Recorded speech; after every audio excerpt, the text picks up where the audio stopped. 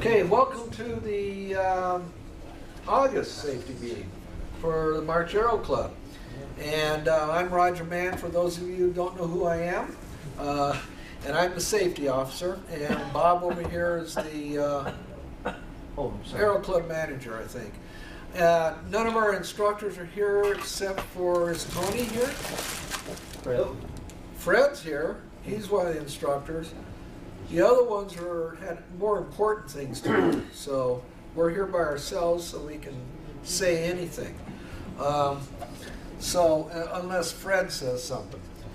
Okay, tonight we got some special people tonight, so instead of just, you know, me, you don't have to look at me anymore. So we're going to have a very special guest right after I get done with my little short spree, and then we're going to have, after that, we're going to have the tower guy, Mr. ATC, Dave.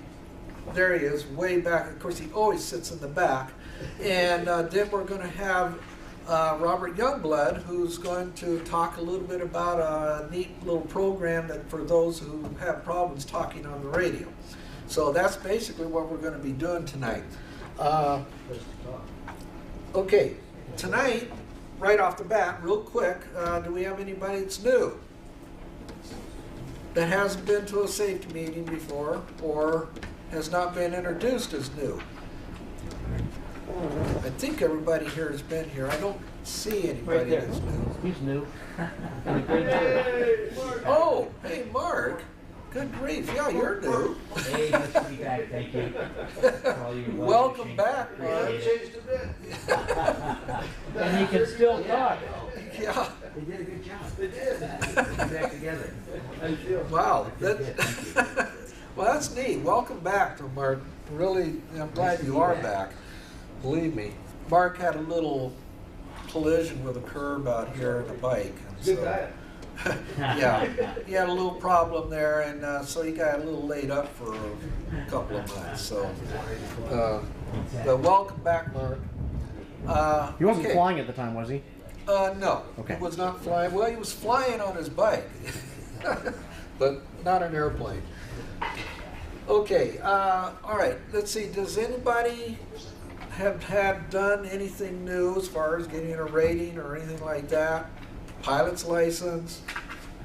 I think we already introduced the guys that just got them before that. This also includes anything, you know, with the Air Force too. People who have flown, you know, did you pass your last check right? Okay, geez, okay, no more excitement in that area. How about anybody got anything taken away from them? FAA judgment on them or anything like that? Yeah. Okay, yeah. I know, I figured you also would have something.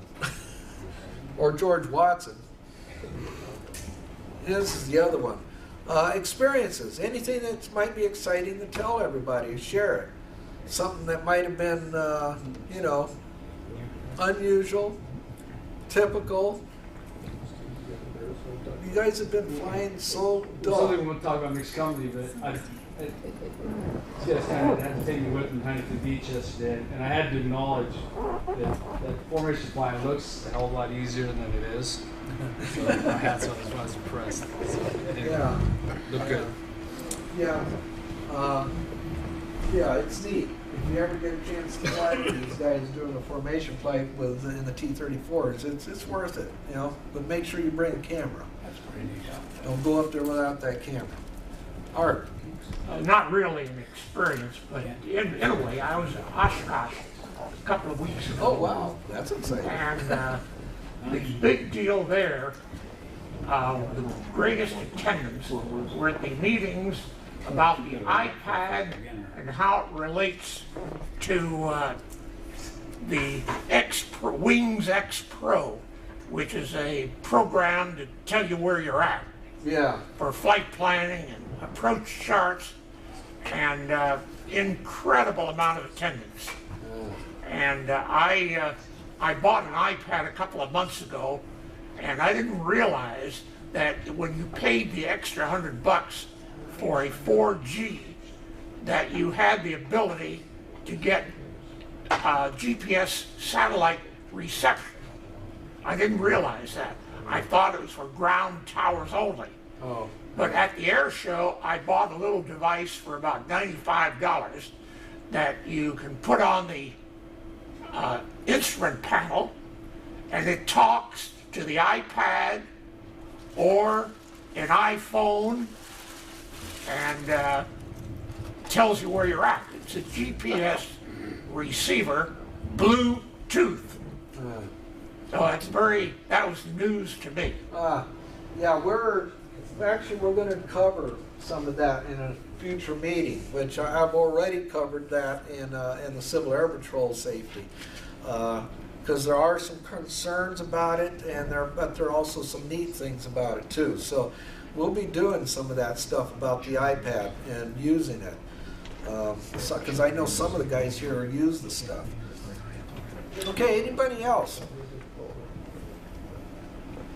How you doing? Okay, we'll talk to the Aero Club manager. We do need to make it short though. Know your SOPs, I'll cover that real quick. Then we're gonna do bird strike control and with Heather.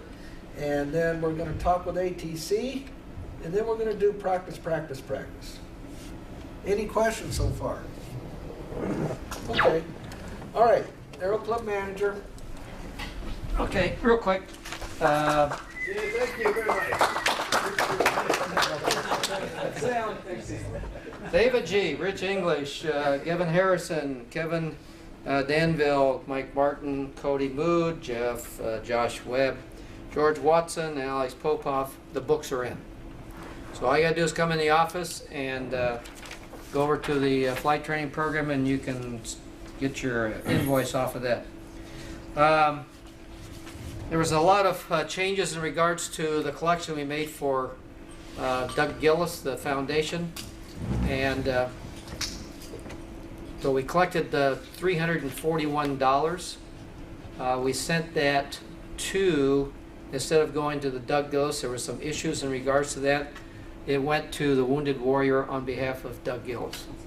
So that's where it's gone, and Cass took care of the check on that, and that's where your money went for all those that volunteered, which is a very good program and a very good organization.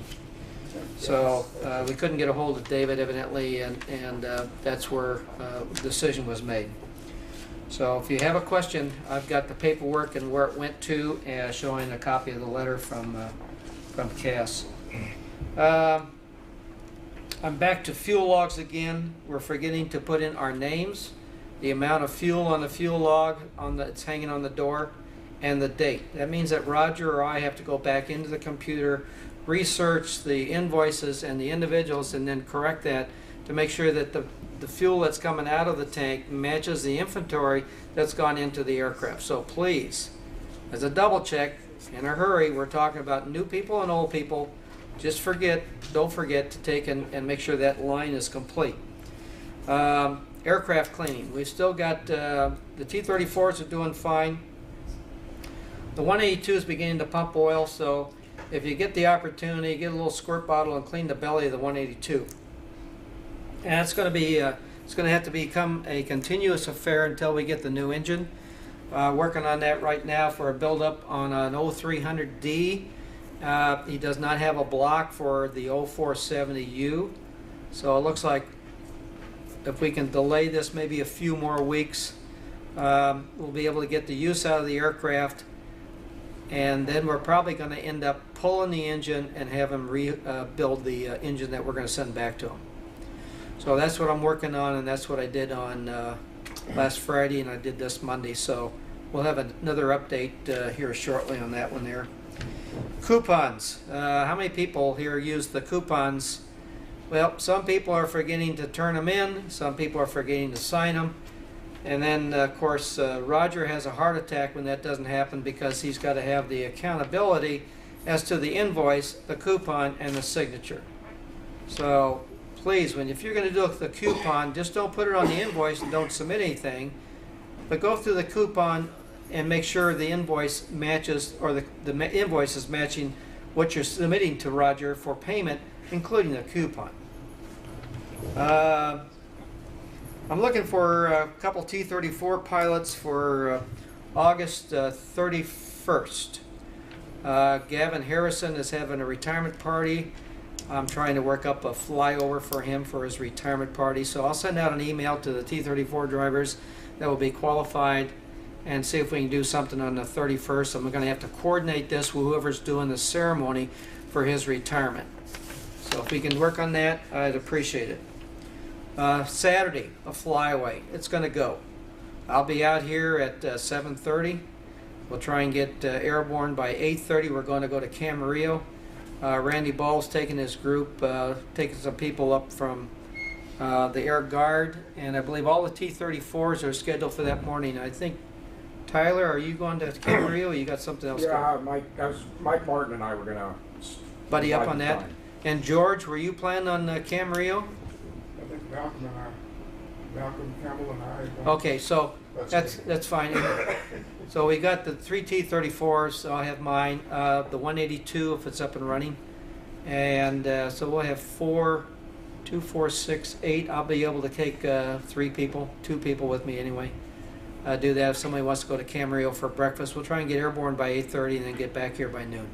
It's a pretty busy restaurant, and I'll make some phone calls prior to going and see if we can get a table if we have an idea about when we're going to show up. And whoever gets there first can get the name in, and we'll have the number of people for that. And believe it or not, that's all I have. Oh, I forgot. Sit down when you're done. All right, thanks, Bob. Okay, real quick, I'll run over, I do a little bit of the SOPs, and I try to run through at least a paragraph per paragraph and bring up some points. This is for the student pilots mostly. The pilot in command for all due flights, the instructor is supposed to be the pilot in command. There will be a time eventually that will start transitioning over to the student as you get more time in the airplane. And of course, when you do get to the point where you're going to solo, obviously you will be pilot in command.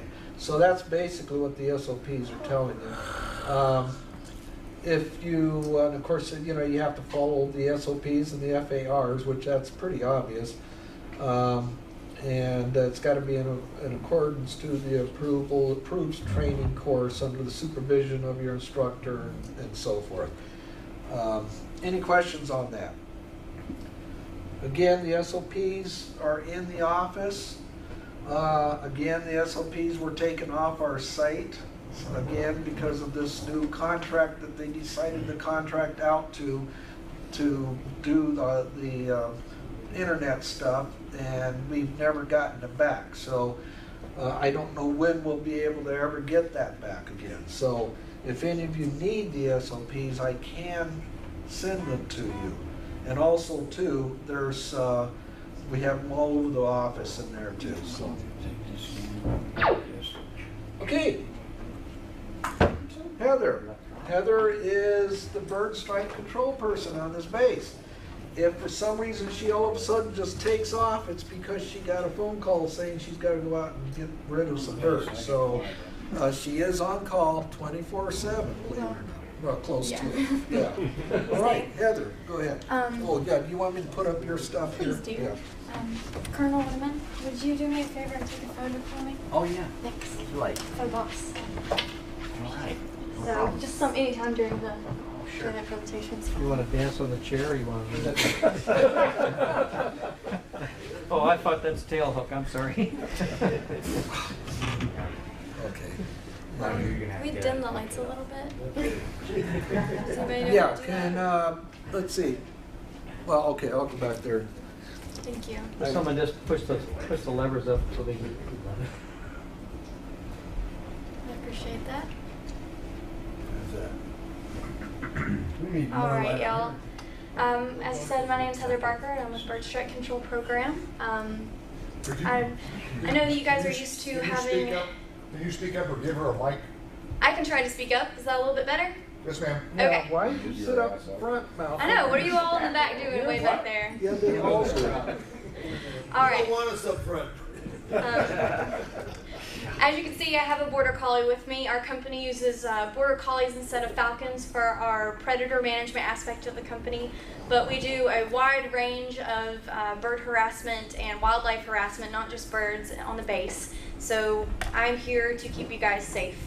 I also have my card at the end if anybody wants any information on what I'm about to talk about, or in general any information about wildlife, patterns, migration, anything you want to know, I can be your source. But today I'd like to talk about bird strikes. I know that you all have someone has probably had a bird strike before, sparrow, they happen all the time. But this, as you can see, is a really big bird. This is a turkey vulture on the radome. What's left of it? I'm sorry? What's left of it? Yeah, what's left of it. This is the nose of an F-16, and I actually don't know what bird struck that. I don't think they had the carcass there. Oh, I'm sorry. Let's see. And this slide is to show the different types of bird strikes you can have. There in the far left corner, we have an actual whole kestrel that's still there. So whenever you're taking bird strikes, you want to be able to take from what you have. If you have the whole bird, great, you can get a lot of different things from that. Over here on the bottom right, you can't really see it that well, it looks like, but there are some feathers sticking out there, and it's a representation of just what might be left of the bird. And then actually on the top right, there's just what we call snarge. I'm sure you all are familiar with the terms I'm going to use, but I'm going to be simple with it anyways. Snarge there is just the blood and the guts. And believe it or not, that's actually the best sample you can get for a bird strike. That is the blood, that's the DNA, and that's how we use the Smithsonian Institute, the Feather Lab there, and they can actually tell from one tiny little drop of blood what species you hit. I'm going to explain why that's important. So telling us it was a bird is not enough. 40% of strikes have absolutely no data with them as to what bird that was. And all types of entities use this information. We use bird strike data. I've even sat through presentations from GM Motors when they're building engines that use bird strike data. So a lot of entities other than scientific and migration and wildlife aspects, there are also aspects to make your all's performance with your planes and your engines better. So that's why it's important for you all as well. This was actually taken directly from the Smithsonian. They have a whole guideline, and you can go on their website and view all this information as well. So I'll try to be quick about it. So when you have a bird strike sample, you're going to have excuse my dog, you're going to have two scenarios. The first being you're going to have the whole bird or feathers. And so when you get those, when you have that whole bird, that's great. You can take, if it's a small bird, you can fit the whole thing into a plastic bag. If not, you can pluck feathers, and you want to collect as many as possible from the breast, the wing, the tail, the back, the fluff. But the important part with those feathers is to pull those out and not cut them. And the reason being, at the base of the feather, there's actually skin attached, and there will be DNA attached to there. So when you just cut them, you don't get the DNA. Now the second and the best case scenario, if possible, is the blood or the tissue, which is the snarge. If it's dry, in your bird strike kit, I'm assuming you all have seen the bird strike kit, which I'll also go over here in just a minute, but you have an alcohol swab. And so if it's dry, you want to wet it down with that swab. But if it's too dry and it's still not coming off, you can actually take the card and scrape it. So you can take the edge of there, and you just want to put all that into the bag so they can take the sample from there. Never use bleach or water. That destroys the DNA. Also on the DNA card, there's a chemical that preserves the DNA on it. If it's fresh, of course, just take the foam applicator that you've got there and just wipe it off, blot it onto the DNA card, and there you have it. If you have both that are available, great. Collect it all, stick it all in the bag. You don't necessarily need to put the whole bird in there, but collect feathers that have color on them or some other indicator. You can also write down what you think it may be. Photos are also welcome. But deliver that as soon as possible to your safety office, and they will forward that on to the right entities. Also, fill out, now forgive me, this presentation is geared towards the military, but please fill out the appropriate forms, which I'm assuming are located in your all safety office with Mr. Mann. How many of you know where the bird strike kit is? in the office. I know Ken does. George Watson. Yeah. Well, you're the one that hit the bird one Did it twice. Yeah. The same Well, one? if you all will make it a personal mission to go and find that bird strike kit so you can put your eyes on your own tangible one that I'm getting ready to show you. So as I just covered, if possible, take as many pieces of feather that you can and put them there in the bag. Covers don't cut, use the plucking method to get the DNA. Also, that I just covered with the snarge, scraping and wiping off, getting as much of that DNA material as you can onto the DNA card. So the card actually itself, they only need a tiny little piece. I'm going to show you that in just a minute. But when you are applying the applicator with the wet snarge on there, you want to press it down firmly and just get as much of that on there as possible. And this is what they actually use. Those little tiny circle cutouts, that's all they need to use for the DNA to identify all the way down to the exact species of bird that was hit. And this is what your kit will look like. The color of the gloves may vary. And here we have the DNA card. Let's see here, the alcohol pad, which never use water or bleach, always use the alcohol pad. And when you collect this stuff, put the alcohol pad in there too. If they need to collect any further data, they can get it from the alcohol pad as well. And there's your swab. And these documents you see here, those are actually on the Smithsonian too. You can go on there and look at this information. That's exactly what I just presented to you a couple slides back. And there's the bag, of course. You want to put all of that. You can throw the gloves away. And if you all are hesitant to bring anything back, like when you fly off base, if you fly off base, don't hesitate. Ask for those samples and bring them back because we don't want them to get lost. We want to report 100% of our bird strikes here in March. Whenever you, and again, these are the military documents, whenever you go to record your incident that you had, please be as detailed as possible. As you can see here, there are a lot of details. It's a nice, lengthy, full covering the incident of the bird strike. When you're filling out paperwork, however, if you don't know something that, if you don't know a piece of information, don't feel pressure from the empty box to fill it in. If you tell me that you don't know if you hit the bird, like when in the flight you hit the bird, or you were unknown, the strike was unknown to you during the flight, don't go down and give me a speed and an altitude that you hit the bird, because you've already told me that you didn't know. So don't feel the pressure just to fill something in. That's not what we want. We want the actual real facts of what had happened. And as I said before, when you go off base and you have a strike off base, please bring those back because those get lost in someone else's hands. They may not care as much as we do. The last topic that I would like to cover here at March is there are a lot of mammals here, particularly dogs and coyotes. What I tell the bigger planes is just, you're actually going to cause more damage to your plane if you divert and go off the edge of the runway. So for the larger aircraft, I tell them just to steady the course. However, with you all are a lot more maneuverable, and I've actually had to instruct a pilot to pull up. So when you see, please just be very mindful that there are coyotes here. Do a nice good scan of your runway before you land. Also, alert the tower if you see anything, and if you can, pull up and go around again. And I will go and remove that animal from the runway. So thank you for your time and attention, and I wish you safe flying. And please collect all the data that you can and turn that into your safety officer. Thank you very much. Any questions? Oh, I'm sorry. This is Sonic Boom over here. Come here, Sonic. I was going to say, get the... Come here. This is the girl that removes all the... hey, you're passing us. Come here. Sit and look pretty. Sit. Good girl. This is Sonic Boom. If you want, each and every one of you can pet her, and she'll make you feel very special. Now, what does she do?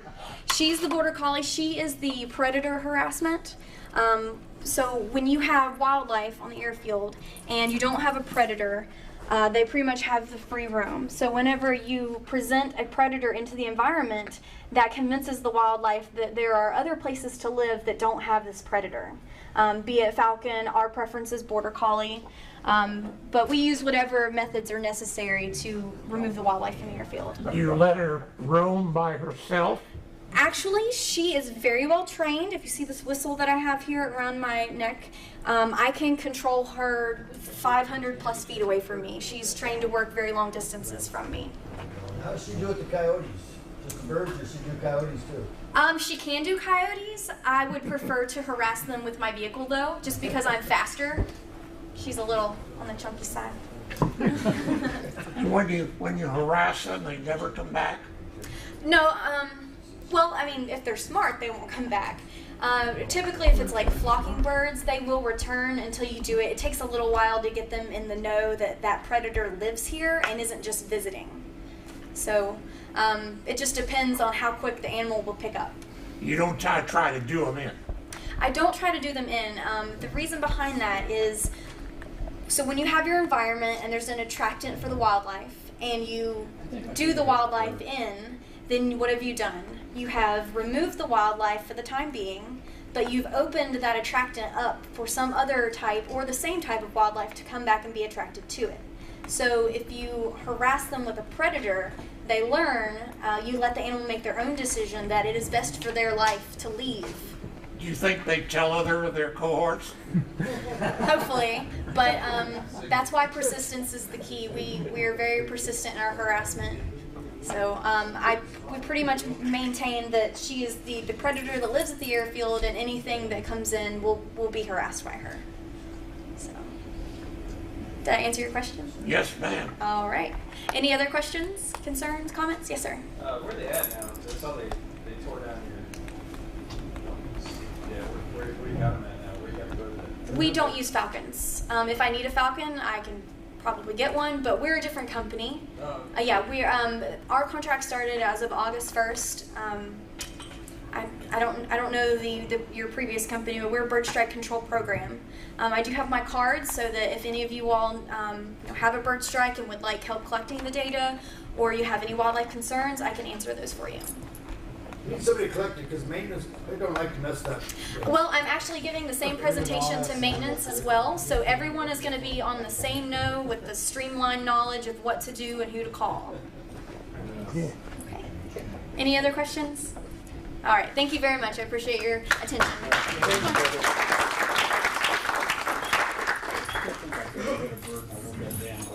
Our bird strike kit, is up on the bulletin board over the drinking fountain. That's where it's at. And I also have a little sign behind the television that's in there that tells you that. So that's available for your use. And let's see what else. I was going to say something else and I forgot. Don't forget she's got some cards up here. Business cards, anybody wants any? And if you try to leave early, she will sick the dog after you.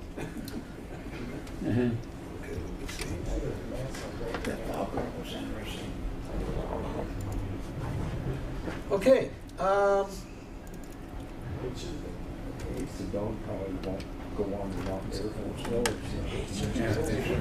Dave, you're next. I bet you can't top that either. Nope, don't try. Did you bring your dog? No, I didn't bring anything with me. They use Davy G. He's a good dog. I know. Yeah, Dave's a good hunter. I just wanted to quickly update you on the changes that are going to start around the airfield. I'm sure you've already seen the trench go across the main road there on Graber, going towards base operations. Well, that trench will go all the way out to runway 32 eventually. Right now, it's just short of taxiway Alpha. They plan on tunneling underneath taxiway Alpha sometime this week, hopefully. It'll take about 7 to 10 days to complete that section. So taxiway Alpha will be closed to the use. We're going to utilize taxiway Delta for the Aero Club, and then back taxi for departure on 30, or if you get off 12, we'll take you off 12. The other big aircraft will utilize a circular path around the airfield to work this out. Once they get done with taxiway Alpha, then they're going to cut across runway 30, so that'll close runway 30. So you won't have a use for that again for about 7 to 10 days. Of course, it'll be node enclosed. So then we get to mix you in with the big guys, and the entertainment should begin with that. David, can you send me an email as to what dates the closing is? Because I haven't gotten that out of the operations meeting. They've been slow. Last, even like today, we got a briefing. They're still slow on knowing exact dates and times for that to commence. Because that's kind of important to us. Yes, I know. As soon as I get that update on those time frames, we'll get it to you. And we'll still have availability at 3/2, right? Oh yeah, that's what I say. That's what I said. The fun should begin if we start taking you off 3/2 with the big guys flying around. Okay. And We probably better have another safety meeting and wake turbulence. we'll definitely keep you guys separated well enough because there's no rush. But we'll apply the standard wake turbulence separation. If you're not comfortable with 3 minutes in trail, just say so. We'll let you. You can just advise us when you're ready for departure. But it'll be standard 3 minutes for small against the heavies. The tower project has been approved. The new tower construction is going to start next month. So hopefully in 2 years we'll have a new tower. But that's at the old firehouse, correct? Yeah, right. You see the bare spot there. That's where we'll be located. They're going to combine all facilities. We'll have base operations, the radar facility, the tower, crew comm, and another group of people will all be in that complex. So it'll be real handy, especially on weekends and things like that. Wouldn't change anything with the Aero Club as far as filing or anything. They can tear the other one down a bit? The other one will be torn down eventually. They're not going to keep it as a historical value because it's not the first control tower here on base. The first control tower is above the headquarters building. Can we have a couple of hammers and help tear that thing down? Yep, I'm sure they'll have quite a few people wishing to help, including myself. Everybody, is always invited to come up to the tower. Roger's got our number now, I hope. Yeah. There was a confusion for some reason. I thought I passed this out once before. Our number in the control tower is 655-3179. So if you ever, or 97. 97. Yeah, 3197. So if you ever want to come up, please do. We love to show you guys around, and it's real helpful.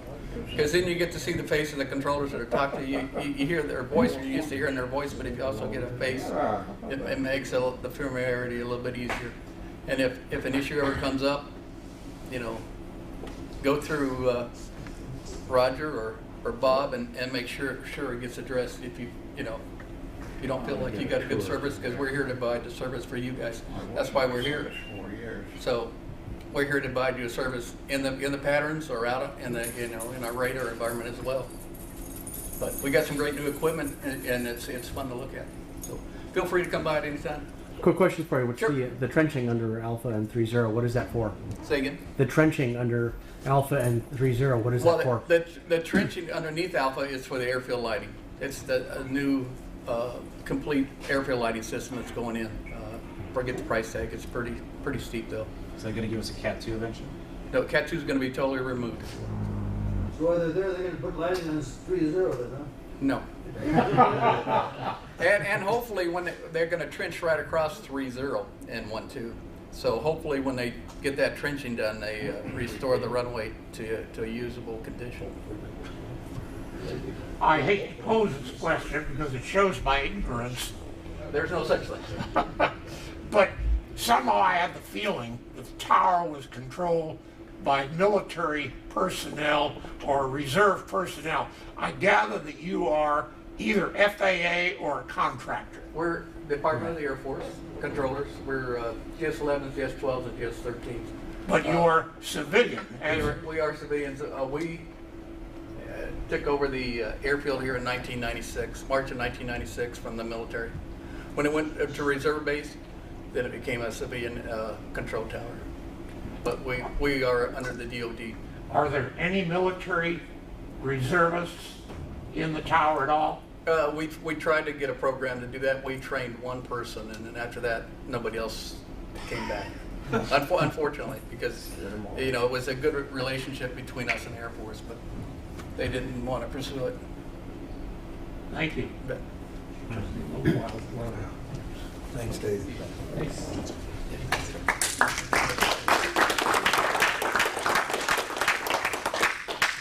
Okay. got a unique situation here where Robert Youngblood is going to do a neat little thing here. How many of you have read the latest safetygram? I know some of you guys who've flown need to have done so.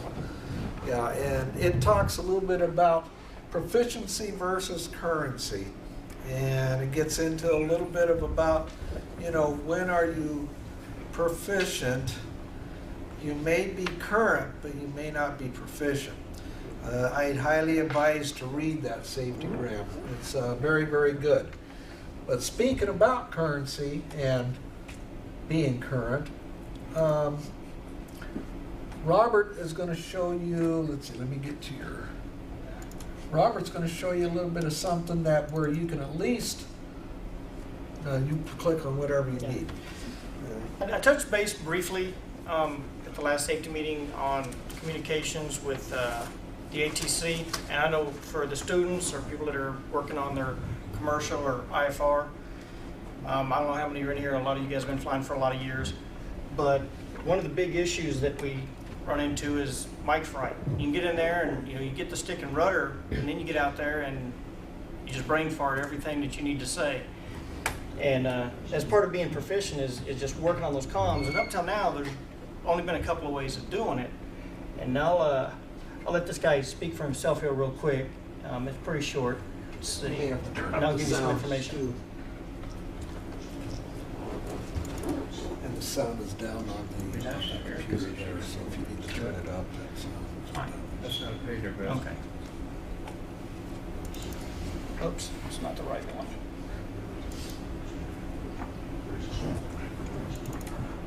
So you know, I'm perfectly capable of brain farting my communications without having my fright. It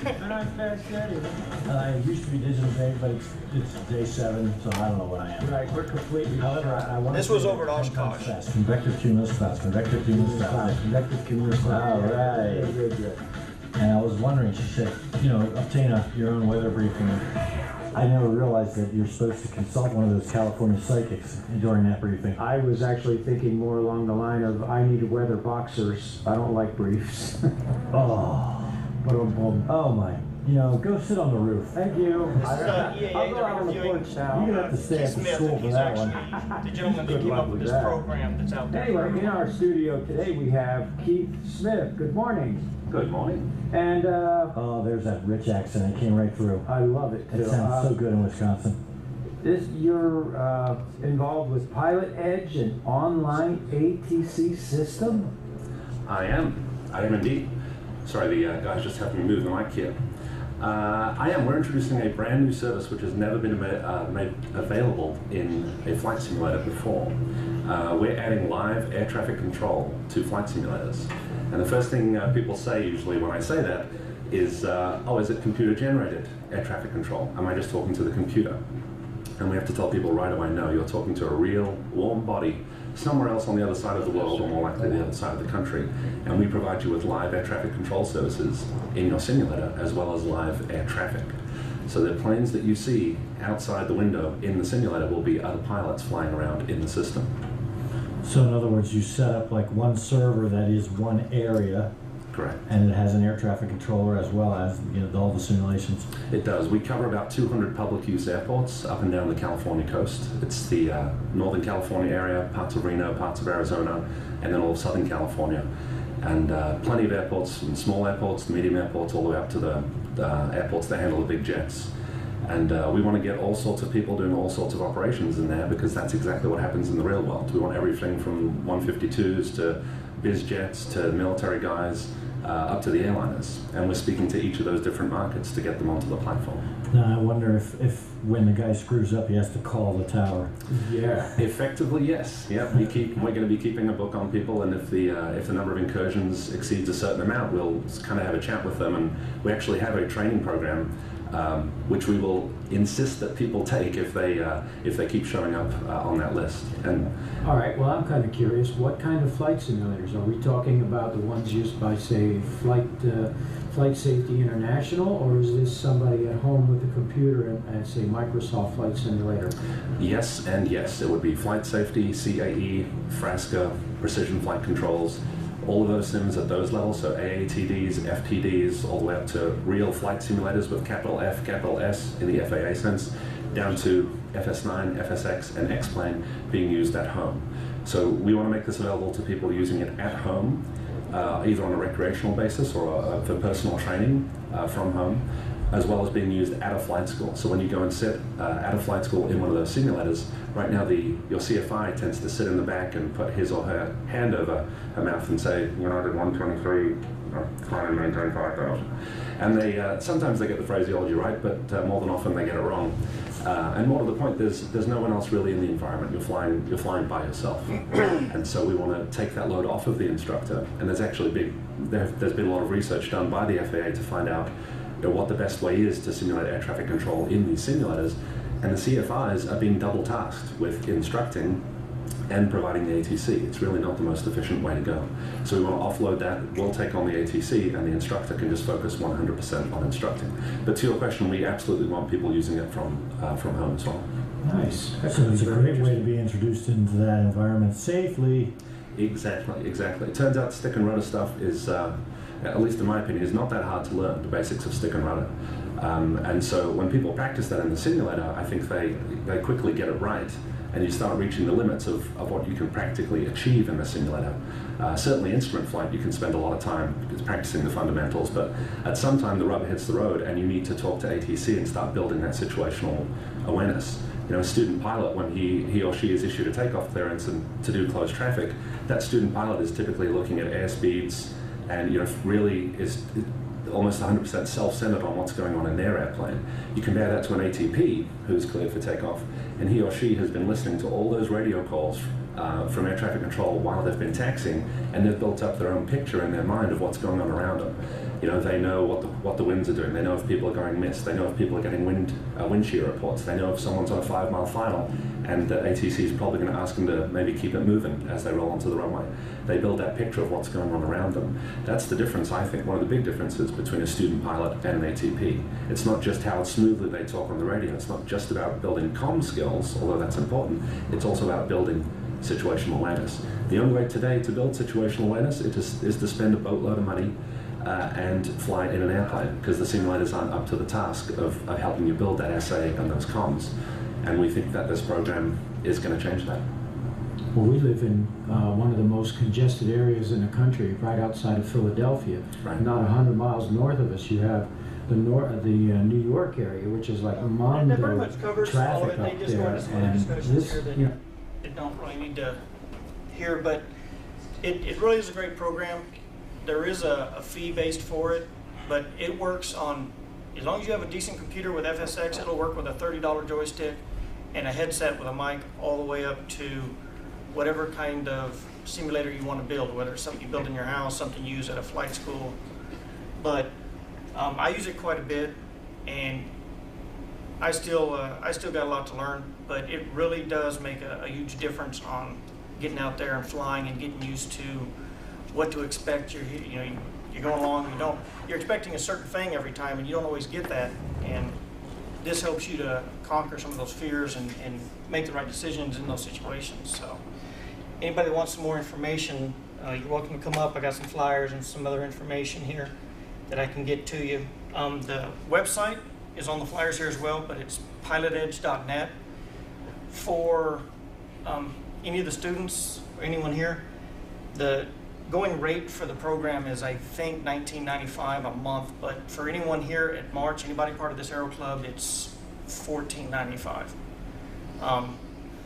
The March Tower, and I'd like to talk to you a little bit about that, but it is the only military tower that's manned right now, and they keep it manned just for us.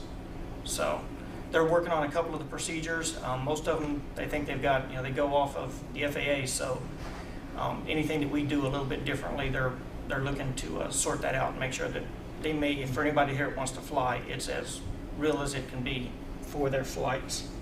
For the simulators, just show you a couple of quick pictures. I mean, you can put something like this together if you already have a computer for about $600. In the long run, the training you get on the sim, instrument stuff, and with the ATC combined, the amount of money you save in the long run on some of your certifications and tickets is quite a bit, a lot more than what you're going to put into these things.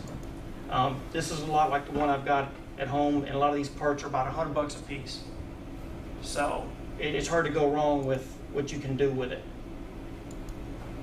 And they'll cover everything all the way up to these Series 2 certified simulators as well. It'll hook right into those. And it works with Flight Simulator X and with X-Plane 10. Anybody got any questions on that? Yeah, cool. How'd you get the cost savings on the monthly? What they did is, it was a new program when this first came online. I was a part of the old program, which was free. The problem with the old program is it wasn't as realistic as it could have been. And since it was open to the public and free, they ended up with a lot of people on there that were screwing around and not taking it seriously. This program, in order to man it and keep it serious for serious pilots, they've added the fee. And what it does, it pays for the controllers. And the controllers man all of Southern California, all the way over to Vegas, and every airport is manned. So every ground, every frequency you use is the frequency right out of your charts and right out of your AFD. So if you start here in March and you're going to do a quick jaunt over to Riverside, you go through ground, you go through your tower, you go through, if you're going to, I doubt you do a flight following over there, but if you did, you get turned over to SoCal. When you get over to Riverside, you're going to go back to tower. When you land, you're going to go back to ground using those frequencies. So they man all these towers from 7 a.m. till 11 p.m. every night, 7 days a week. And that's where the cost comes in. So how do you talk to them? It's just a real simple, basic little program. You have Flight Simulator X. You install that program. Whenever you start Flight Simulator X and you get yourself into a parking spot, you start that program, and it has a little transponder window down in the corner that comes up. And as soon as that thing goes live, as long as you have a headset and a mic, you're live. So you're talking to them on like VoIP, right? Yeah, it's like a TeamSpeak or a voice over IP, yeah. And it's crystal clear. So you're not using your cell phone or anything? Nope, it's all right through the computer, and it's no different than if you use Skype or something like that. So you just talk to them, and the quality is incredibly good. And you also hear the other pilots that are flying as well. And for the areas that don't have a lot of real pilots, they have drones that fly actual flights, recorded flights in those aircraft, but they only fly in non-controlled airspace. So if you fly out of controlled airspace and you're out by Hemet, there are going to be other aircraft out there flying as well, so you need to keep your eyes open. Any other questions? Alrighty then. If you want more information, just touch base with me. Thanks,